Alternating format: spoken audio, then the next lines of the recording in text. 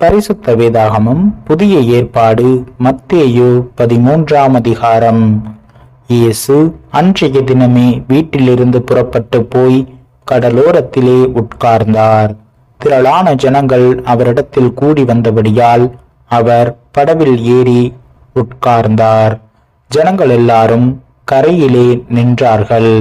அவர் அநேக விசேஷங்களை உவமைகளாக அவர்களுக்கு சொன்னார். கேளுங்கள், விதைக்கிறவன் ஒருவன் விதைக்க புறப்பட்டான். அவன் விதைக்கையில் சில விதை வழி அருகே விழுந்தது. பறவைகள் வந்து அதை பட்சித்து போட்டது. சில விதை அதிக மண் இல்லாத கற்பாறை இடங்களில் விழுந்தது. மண் ஆழமாயிராததினாலே அது சீக்கிரமாய் முளைத்தது. வெயில் ஏறினபோது தீந்து போய் வேறில்லாமையால் உலர்ந்து போயிற்று. சில விதை முள்ளுள்ள இடங்களில் விழுந்தது. முள் வளர்ந்து அதை நொறுக்கி போட்டது. சில விதையோ நல்ல நிலத்தில் விழுந்து சிலது 100ஆகவும் சிலது 60ஆகவும் சிலது 30ஆகவும் பலன் தந்தது. கேட்கிறதற்கு காதுள்ளவன் கேட்க கடவன் என்றார். அப்பொழுது சீஷர்கள் அவரிடத்தில் வந்து, ஏன் அவர்களோடே உவமைகளாக பேசுகிறீர் என்று கேட்டார்கள். அவர்களுக்கு அவர் பிரதியுத்தரமாக, பரலோக ராஜ்யத்தின் இரகசியங்களை அறியும்படி உங்களுக்கு அருளப்பட்டது, அவர்களுக்கோ அருளப்படவில்லை. உள்ளவன் எவனோ அவனுக்கு கொடுக்கப்படும், பரிபூரணமும் அடைவான். இல்லாதவன் எவனோ அவனிடத்தில் உள்ளதும் எடுத்துக்கொள்ளப்படும். அவர்கள் கண்டும் காணாதவர்களாயும் கேட்டும் கேளாதவர்களாயும் உணர்ந்து கொள்ளாதவர்களாயும் இருக்கிறபடியினால் நான் உவமைகளாக அவர்களோடே பேசுகிறேன். ஏசாயா தீர்க்க தரிசனம் அவர்களிடத்தில் நிறைவேறுகிறது. அதாவது, காதாரக் கேட்டும் உணராதிருப்பீர்கள், கண்ணாரக் கண்டும் அறியாதிருப்பீர்கள். இந்த ஜனங்கள் கண்களினால் காணாமலும் காதுகளினால் கேளாமலும் இருதயத்தினால் உணர்ந்து மனம் திரும்பாமலும் நான் அவர்களை ஆரோக்கியமாக்காமலும் இருக்கும்படியாக அவர்கள் இருதயம் கொழுத்திருக்கிறது. காதால் மந்தமாய் கேட்டு தங்கள் கண்களை மூடிக்கொண்டார்கள் என்பதே. உங்கள் கண்கள் காண்கிறதினாலும் உங்கள் காதுகள் கேட்கிறதினாலும் அவைகள் பாக்கியமுள்ளவைகள். அநேக தீர்க்க தரிசிகளும் நீதிமான்களும் நீங்கள் காண்கிறவைகளை காணவும் நீங்கள் கேட்கிறவைகளை கேட்கவும் விரும்பியும் காணாமலும் கேளாமலும் போனார்கள் என்று மெய்யாகவே உங்களுக்கு சொல்லுகிறேன். ஆகையால் விதைக்கிறவனை பற்றிய உவமையை கேளுங்கள்.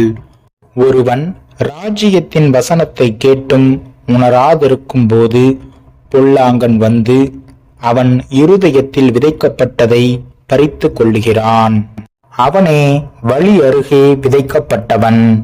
கற்பாறை இடங்களில் விதைக்கப்பட்டவன் வசனத்தை கேட்டு உடனே அதை சந்தோஷத்தோடே ஏற்றுக்கொள்ளுகிறான். ஆகிலும் தனக்குள்ளே வேறில்லாதவனாய் கொஞ்ச காலம் மாத்திரம் நிலைத்திருப்பான். வசனத்தின் நிமித்தம் உபத்திரவமும் துன்பமும் உண்டான உடனே இடரல் அடைவான். முள்ளுள்ள இடங்களில் விதைக்கப்பட்டவன் வசனத்தை கேட்கிறவனாயிருந்தும் உலகக் கவலையும் ஐஸ்வர்யத்தின் மயக்கமும் வசனத்தை நொறுக்கி போடுகிறதினால் அவனும் பலனற்று போவான். நல்ல நிலத்தில் விதைக்கப்பட்டவனோ வசனத்தை கேட்கிறவனும் உணர்கிறவருமாயிருந்து 100ஆகவும் 60ஆகவும் 30ஆகவும் பலன் தருவான் என்றார். வேறொரு உவமையை அவர்களுக்கு சொன்னார். பரலோக ராஜ்யம் தன் நிலத்தில் நல்ல விதையை விதைத்த மனுஷனுக்கு ஒப்பாய் இருக்கிறது. மனுஷர் நித்திரை பண்ணுகையில் அவனுடைய சத்துரு வந்து கோதுமைக்குள் களைகளை விதைத்து விட்டு போனான். பயிரானது வளர்ந்து கதிர்விட்ட போது களைகளும் காணப்பட்டது. வீட்டெஜமானுடைய வேலைக்காரர் அவனிடத்தில் வந்து, ஆண்டவனே, நீர் உமது நிலத்தில் நல்ல விதையை விதைத்தீர் அல்லவா? பின்னே அதில் களைகள் எப்படி உண்டானது என்றார்கள். அதற்கு அவன், சத்துரு அதை செய்தான் என்றான். அப்பொழுது வேலைக்காரர், நாங்கள் போய் அவைகளை பிடுங்கி போட உமக்கு சித்தமா என்று கேட்டார்கள். அதற்கு அவன், வேண்டாம், களைகளை பிடுங்கும்போது நீங்கள் கோதுமையையும் கூட வேரோடே பிடுங்காதபடிக்கு இரண்டையும் அறுப்பு மட்டும் வளர விடுங்கள். அறுப்பு காலத்தில் நான் அறுக்கிறவர்களை நோக்கி, முதலாவது களைகளை பிடுங்கி அவைகளை சுட்டெரிக்கிறதற்கு கட்டுகளாக கட்டுங்கள், கோதுமையையோ என் களஞ்சியத்தில் சேர்த்து வையுங்கள் என்பேன் என்று சொன்னான் என்றார்.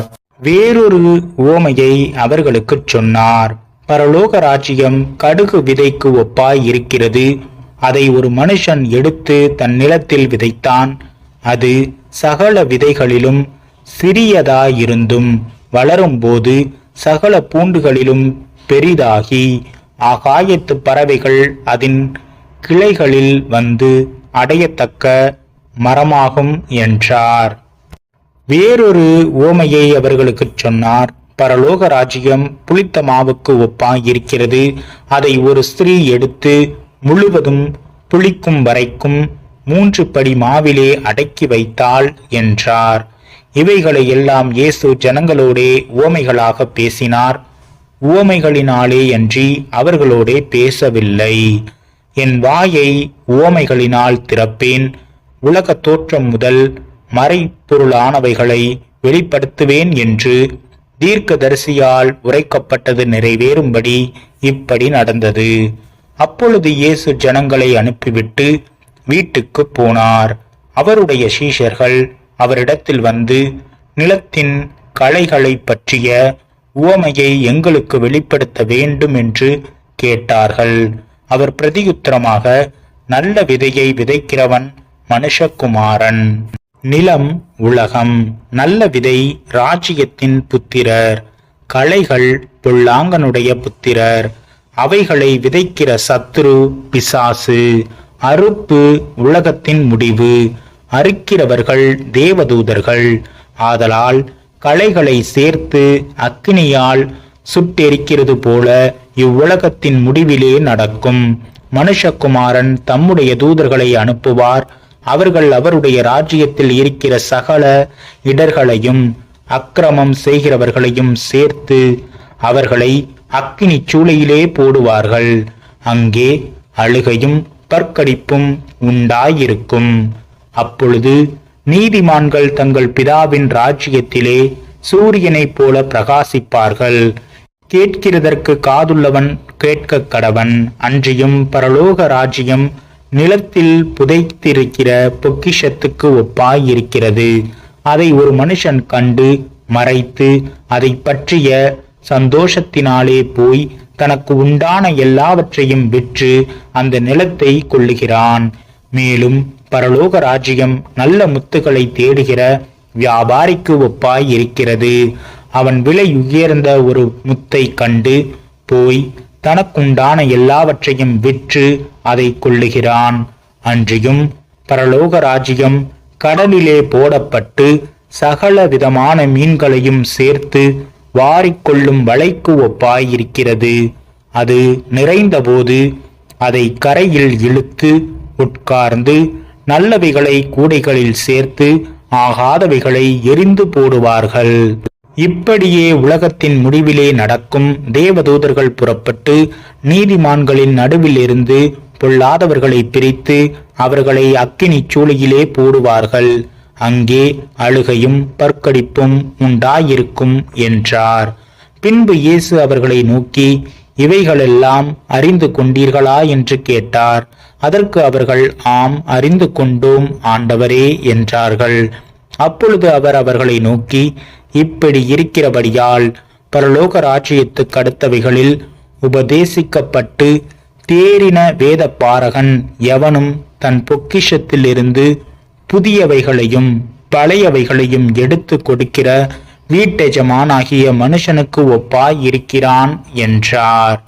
இயேசு இந்த உவமைகளை சொல்லி முடித்த பின்பு அவ்விடம் விட்டு தாம் வளர்ந்த ஊரிலே வந்து அவர்களுடைய ஜெப ஆலயத்திலே அவர்களுக்கு உபதேசம் பண்ணினார். அவர்கள் ஆச்சரியப்பட்டு, இவனுக்கு இந்த ஞானமும் பலத்த செய்கைகளும் எப்படி வந்தது? இவன் தச்சனுடைய குமாரன் அல்லவா? இவன் தாய் மரியாள் என்பவள் அல்லவா? யாக்கோபு, யோசே, சீமோன், யூதா என்பவர்கள் இவனுக்கு சகோதரர் அல்லவா? இவன் சகோதரிகள் எல்லாரும் நம்மிடத்தில் இருக்கிறார்கள் அல்லவா? இப்படி இருக்க இதெல்லாம் இவனுக்கு எப்படி வந்தது என்று சொல்லி அவரை குறித்து இடரலடைந்தார்கள். இயேசு அவர்களை நோக்கி, தீர்க்கதரிசி ஒருவன் தன் ஊரிலும் தன் வீட்டிலுமே அன்றி வேறெங்கும் கனவீனமடையான் என்றார். அவர்களுடைய அவ்விசுவாசத்தின் நிமித்தம் அவர் அங்கே அநேக அற்புதங்களை செய்யவில்லை.